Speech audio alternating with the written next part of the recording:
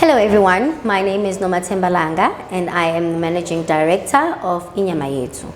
Inyama Yethu has a 20-sow unit in Brits where we are raising pigs. We take them to the abattoir and then we bring them back to our butchery where we process them into different meat cuts and different meat products such as your salami, your cheese grillers, your Russians, your Viennas, and so on. But not only are we focusing on the pork products at the butchery, but we also have your game, your beef, and chicken, and a bit of chivon, which is your goat meat. So we also process those products into different meat products and cuts.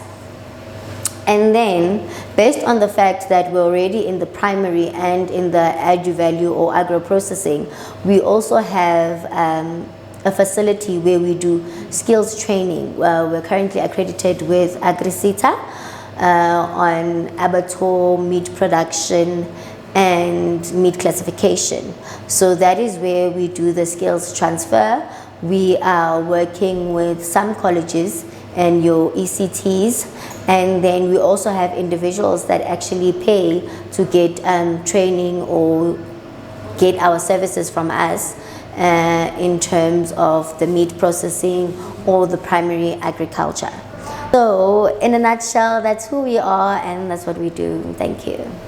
Good day everyone, I hope you are doing well and welcome back to The Untold, where we tell you the untold stories of people who are doing positive changes in the society. So today I'm with Noma. She's an amazing lady. I came across her story so many times on social media. Then I just said I'm gonna make a visit. I'm gonna take a visit to her facility to see what she's doing. So she's into value addition, like meat processing, and also she also runs a piggery farm. Like she also mentioned that they have a skills center where they transfer skills to young people. So there's nothing that makes me happy than seeing people are doing positive changes in the society. Because if I look at you, you're a lady, and like we had a discussion before we started shooting that ladies are vulnerable to so many things, but you said, I want to start something of my own. You started something, and I've seen also here you employed 4 people. That means you're feeding 4 families. Yes. So if we have 100 people like you, the country will change, because right now the country is suffering from unemployment. So the only thing that can make things change is us as young people to start initiatives that brings also employment to other young people. So in this instance, I celebrate you. So that's why we are here. So far as I've seen your story, you are into, what do you call it, a value addition. So tell me more about your business. So in terms of Inyama Yethu, yes, what we basically do was we realized that you can't go into value adding if you do not have or in control of your raw materials. Okay. So that is where the piggery comes in.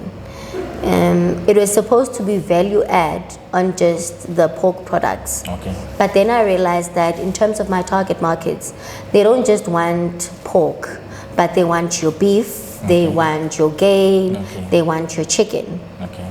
So that is when I decided that I also need training on the value add, but in terms of different meat products and different meat cuts. So what we basically do is we raise the pigs, we take them to the abattoir, we bring them back, we sell them as wholesale carcasses, and then some of the carcasses we bring them here to the butchery, we cut them into different meat cuts, and we do different products. So we have your biltong, your chili bites, your dry wors, your salami, your Russians, your cheese grillers. That's what we do. But as well, in terms of our clientele, most of them, they don't want pork. So most of our products, it's beef and game combined. So in terms of your Russians, your cheese grillers, our biltong, so those type of products, they've got no pork in it. It's just solely beef and what do you call this? Game. And then now coming to the skills transfer, the training, we realized that we've got a farm, we've got 326 hectares of land in Brits. It's a game farm. Fantastic. And on that farm, we have a facility where we've got wendy houses and rooms. So we decided that we might as well just bring in students, because we had TUT, Tshwane University of Technology, and Mpumalanga bringing in their learners to come and do their experiential learning. So that's when I realized there's a gap, and then I decided, let me apply to be accredited with AgriSeta, so that we can also apply from our own side to say we are doing skills training in animal production, in abattoir, and also in meat processing. So basically that's how everything came about. But even though we are also adding different components, it's all associated in the same value chain, and it's not outside of that, because I don't think I would be able to manage. The reason why I can manage everything, it's because it's in one value chain or in one system. It's not outside of that. You have your own pigs. After having your own pigs, you take them to abattoir. From there, that's when you can process them to different products that you want. Yeah. Okay, so more about what? Tell me more about Noma.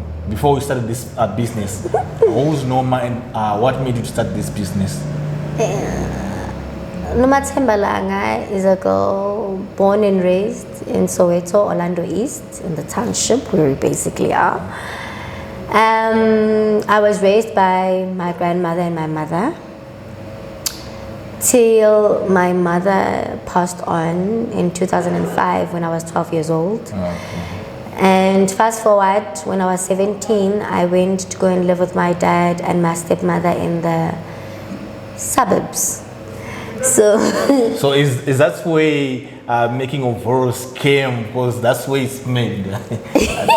So yes, it's not just that. I mean, I've had an experience or a taste of different lifestyles. I was from the township to the suburbs, from the suburbs to a rural area. Yes.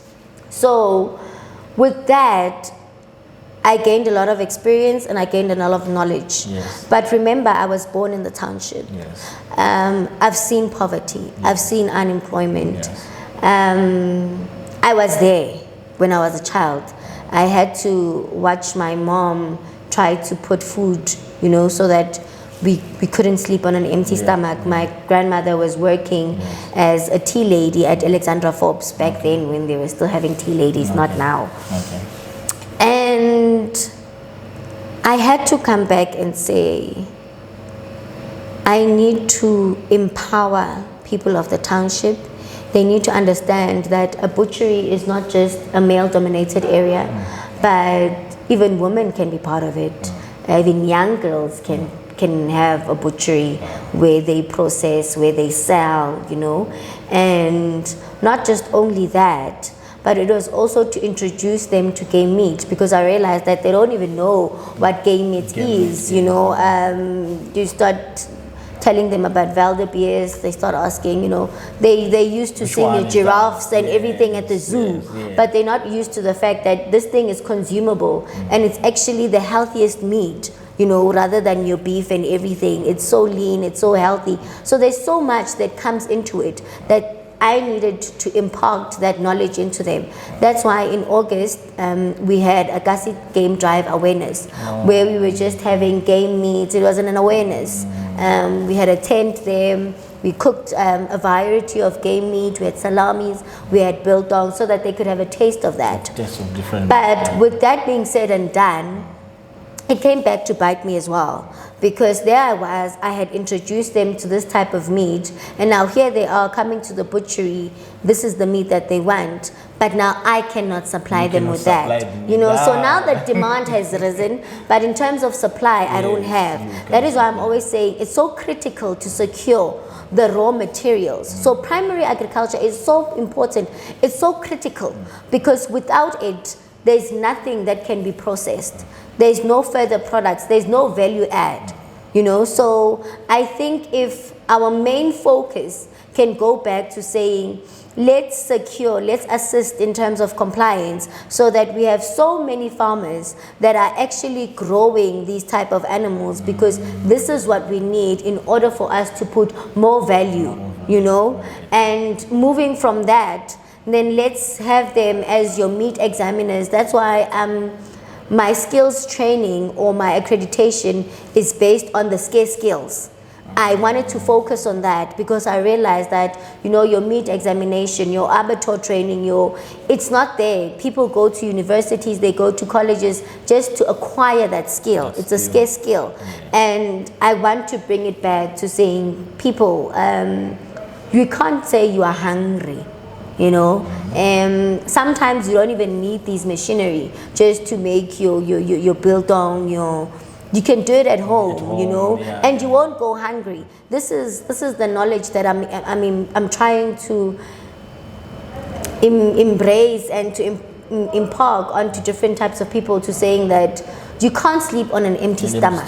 Yes. You just can't. You need to have those survival skills. You need to understand where you are. You need to understand what you've been given. You need to understand that your 350, you know, can buy you a chicken, and you can process the chicken. You can make biltong with it. You can, so that even if you don't have a fridge, but because you've added there's biltong, you can consume that meat for 10 days or 15 days. So you don't necessarily need a fridge. It's not just about the shelf life, but there's more to the shelf life, to saying how is it benefiting you as an individual.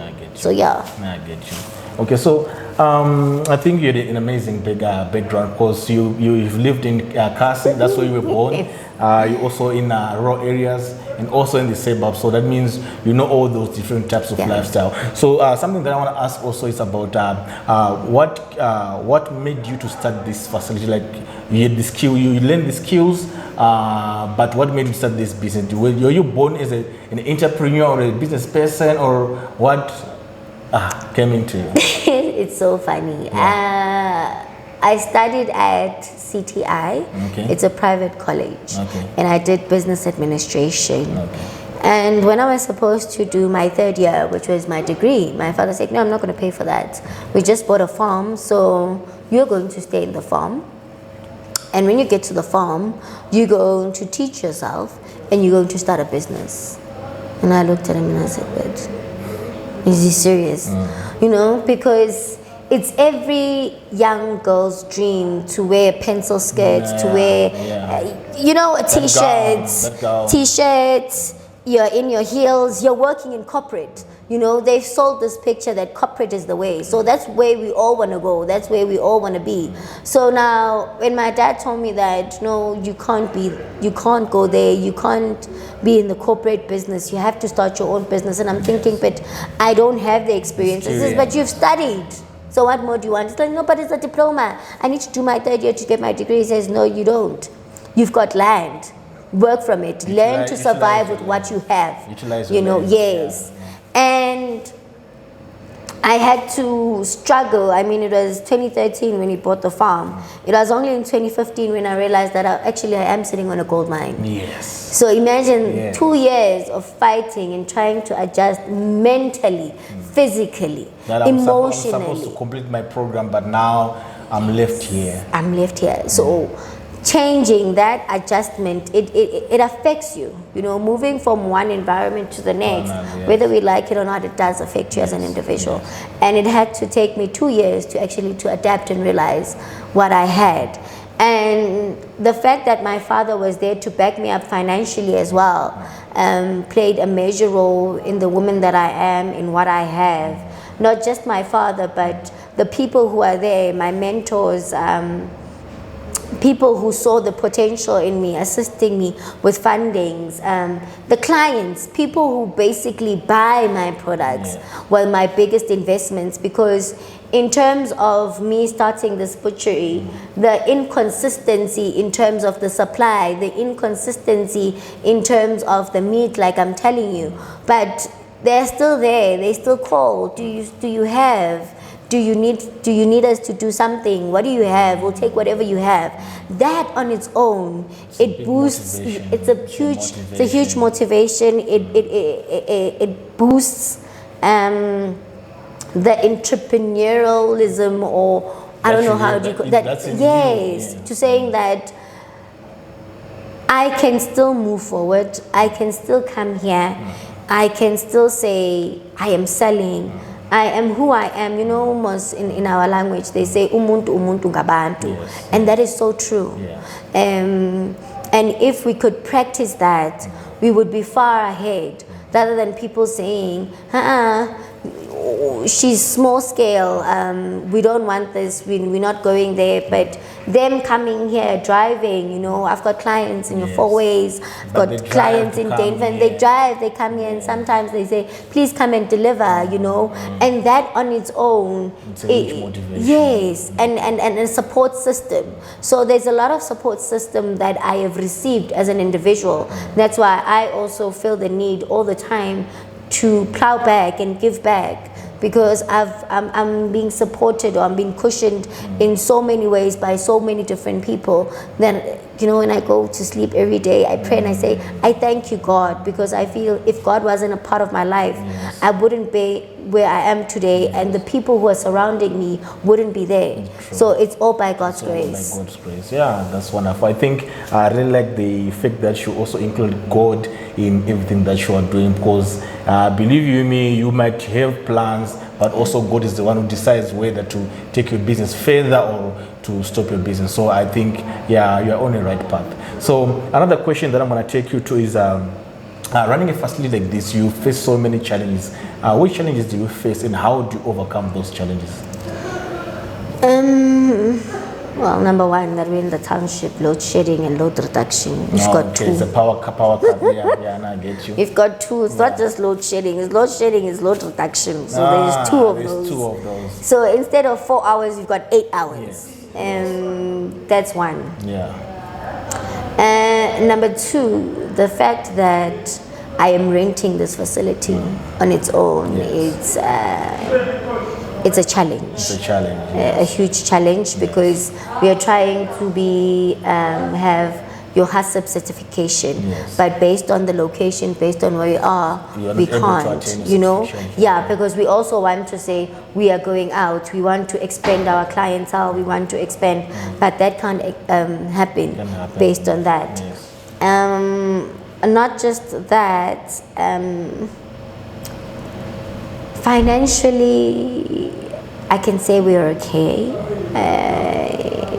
You also mentioned about also the supply also of meat. The raw materials. The raw materials of the game meat. That is an issue. Of the game meat, Of the game meats, that is an issue.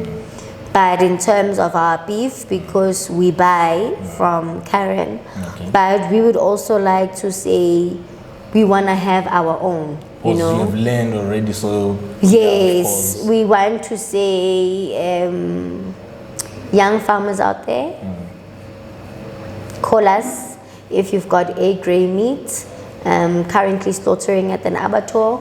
We are there, we can buy from you. Okay, I think you can also put your address and your phone number, so that people who are watching this, who might be also able to supply what you need, they can also contact you, and also getting clients also, because you never know where the videos will take you to. So where are you located? Can you tell your viewers where are you located? We are in Dube at 2074 Murapele Street, next to Old Lady Fatima Church, Catholic Church. So you'll never go wrong. That's where you find us.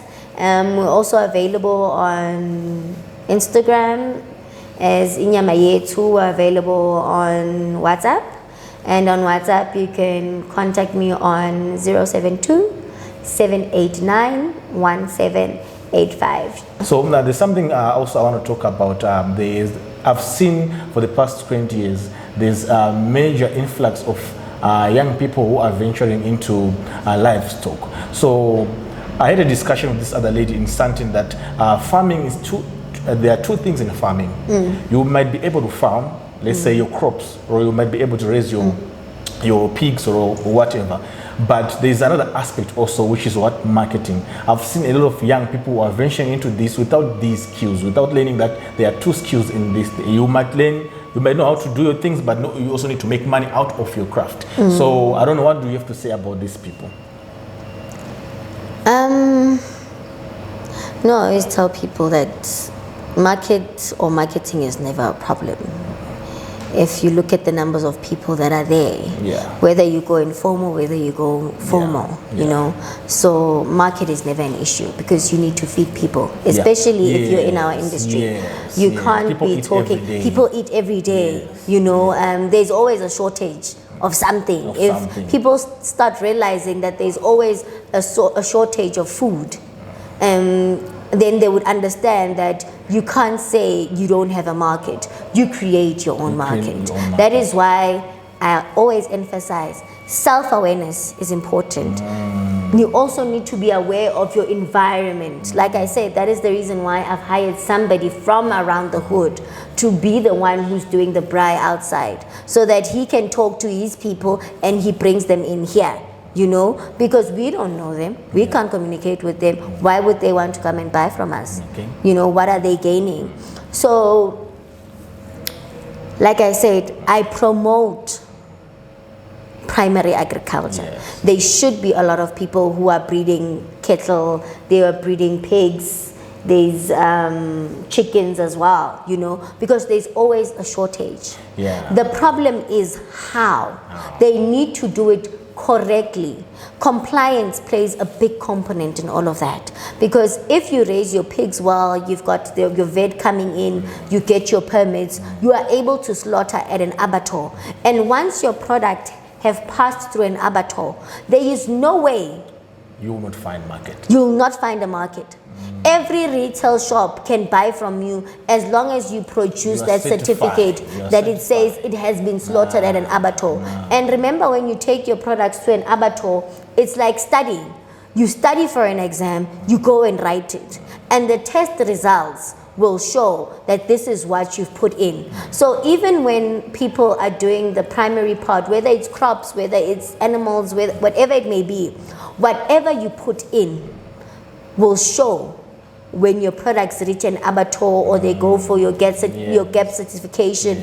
So we may look at it as a barrier, but it's not a barrier.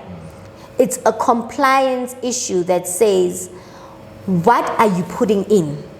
Can your product be trusted? Because we don't want the issues of your listerioses. I'm still waiting for that to hear what happened in terms of the listerioses, you know, because those are some of the things. I mean, you take the pigs to the abattoir, you get your results. It's like an exam. You get your grading, you know, and that's why SAMIC is there to grade, whether it's cattle, whether it's pigs, whether it's your small stock. They have to have that grading to saying, okay, what is the quality of your meat? So once you produce quality, you can't be crying foul and say there's no market. How can it be? So I want to take you back also, like what you have said. I've understood what you said, that it's all about having quality products they sell themselves. But also one thing that I've liked on what you said, you mentioned that you have to know your environment, because you come here, you can come in and say there are 100 people that are having broilers. You can't come and say I also want to have broilers because someone is making broilers. But you have to identify a problem in a certain area and say, people, they are lacking this. Why don't I try this? Suppose now you've introduced game meat, and I can tell, like what you were telling me right now, people were calling you, they want what game meat, but now you can't supply because demand is high. So you've identified that this is not available in a certain area, so let me do this. So I think I got what you are saying. So I don't know. What advice can you give also to young people who might want to start something that you are doing right now, or anyone want to start a business? What advice can you give them, whether it's farming or anything else? What can you give them? Hey, I love this self-awareness. They must call me self-awareness. I always advise a person or anybody else, whether young or an adult or old age or pensioner, to saying that you need to do your SWOT analysis as an individual first. before you get into business, because you need to understand what are your strengths. Because once you start, you need to do your marketing. You're going to be everybody or every department that there is in a business, because you're starting and you're alone, remember? So family support is also important. So those are the things that you analyze when you're doing the self-awareness, when you're doing your own SWOT analysis as an individual, to saying, what are my strengths, what are my weaknesses, what are the opportunities that are before me, what are the threats that are threatening this opportunity that I'm seeing, you know, as an individual. And once that is done, then that's where you've acquired that skill or the experience and the knowledge to saying, okay, now I know who I am, where am I moving forward in terms of this? Whether you've got 5 rands, whether you've got 2 rands, as long as you know who you are, what you want, where you're lacking, where you are strong, your 2 rand can take you far. Take you far. Now I get you. So that's the advice. So the next question is, since you have started this facility, there's somewhere where you would want to see yourself in the coming future. How would you want to scale up your business? Imlani, in the next 5 years, I already have Plans that you... In the next 5 years, you must come in the next 5 years. Definitely. I must be a commercial piggery farmer. Not just commercial piggery farmer, but even my butchery. I want to be a wholesaler. Next time you're gonna come here, I'm not gonna be in this small one room. Okay. I'm gonna have a big facility where we will be wholesaling to the different chisanyamas around the area. Okay. We're gonna have a buy and buy facility that is bigger than what we have. And we're gonna move from, if I'm also including the guys at the piggery, I've got a total of 6 employees, you know. So we would have tripled that number in the next 5 years. So that's where I see myself. Yeah, no, that's fantastic. We never spoke about also what's happening also at the farm, like the pigs that you have and what. So I think you know more about what's happening on that side. Which types of pigs do you have and how many do you have right now? It's a 20-sow unit. We've got the F1s and the male is a Jurok. So on a weekly basis, we sell 10 carcasses. That's wonderful. Yeah, That's it's wonderful. still small, but it's something. Yeah, We it's sell something, 10 it's carcasses Yes. on a weekly basis. So I want to be honest with you, it's been amazing sharing your story. Like I've told you earlier, that the reason why we are here is to share your amazing story so that we can also encourage you to do more. That's number one. Because believe you me, there's no one who's gonna come and uplift you. You're gonna have to uplift yourself.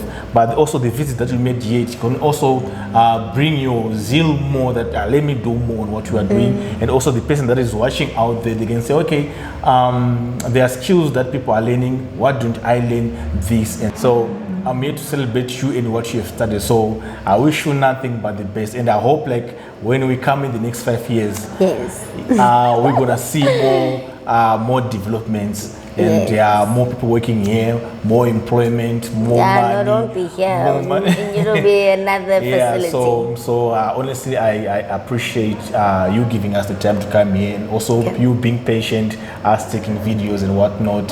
And so I thank you.